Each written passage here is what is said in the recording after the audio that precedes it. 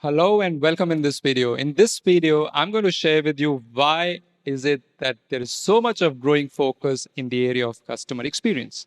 If you're a CX professional or a business leader, you already know that customer experience is a key differentiator in many ways, and every organization needs to focus on customer experience. But today, I'm going to take you back into a history a little bit, right to the age of 1900 when it was a different trend. I want to walk you through the industrial era and different eras of growth and what kind of dominant industries existed and what was happening in that era and why this era is very different than what I've ever seen so far. So let's get started. I want you to think about 1900 to 1960 when there were companies like Ford, like Boeing, which manufactures aircraft, Procter and Gamble, Sony. These are some of the companies that existed. Can you guess what were the prominent industry, the dominant industries at that time?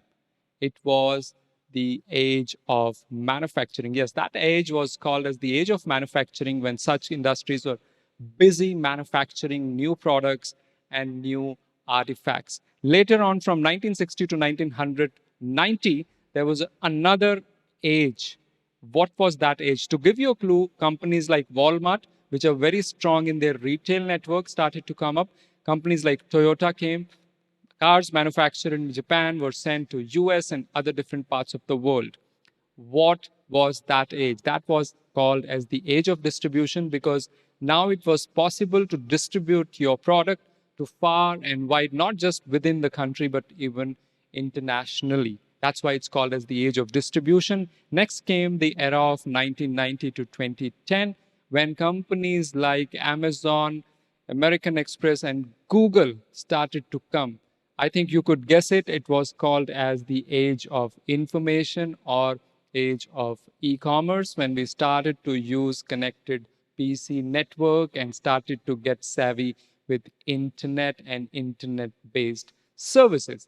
Now from 2010 to 2021 and maybe for a couple of decades more, there is a certain age. That age is called as, any guesses? That age is called as the age of customer because customer is at the center of this revolution. Now we have companies like Facebook, Apple, Best Buy. And why is this called as the age of customer? I want to ask you, if you want to buy, let's say, a mobile phone, what do you do? How do you make a decision?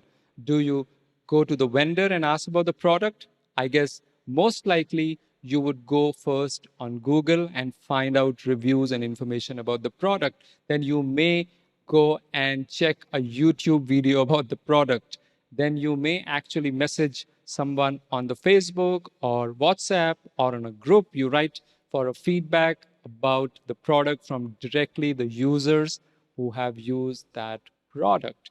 Now, the decision making of what you buy is completely in your hand. You're so powerful vis-a-vis compared to earlier days when a buyer has to depend on the vendor and their information to a very large extent. So see how powerfully customer is now empowered. That's why it's called as the age of customer. With digitization, it has further made it so easy for customers to get faster services, better services with more efficient delivery times. Do you agree?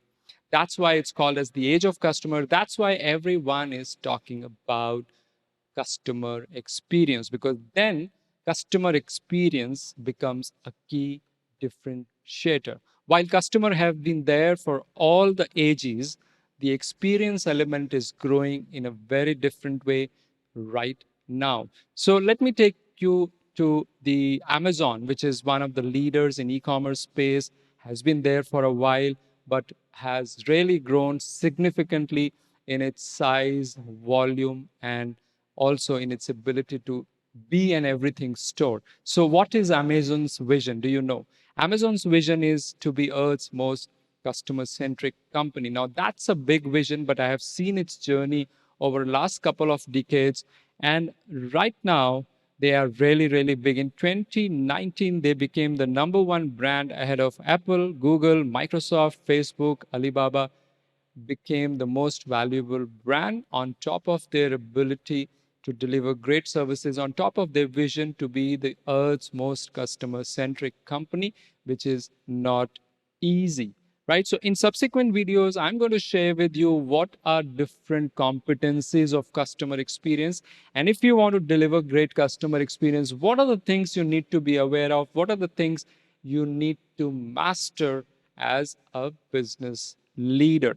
And I might have touched upon if you attended my previous program. Let me do a recap of the iPod framework, which is one of the most critical framework, very simple to understand, but not so simple to deploy, yet it is amazing framework to master. I have passion, I have obsession, and I have discipline. Business leaders who have all these things in place, have passion to make a difference to customers' life, are obsessed about the customer and improvement in their lives, also have the discipline of putting certain practices, which I'm going to explain to you in subsequent videos, then you have iPod. And as I say, like iPod, you can carry it in your pocket.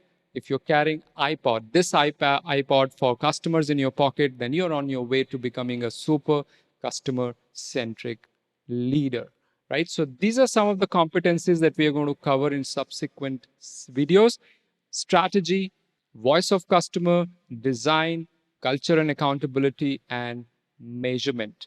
Are you ready for that? If you're ready for that, put it in the comment box. Ready, bring it on, and let's get started to do a deep dive into different customer experience competencies.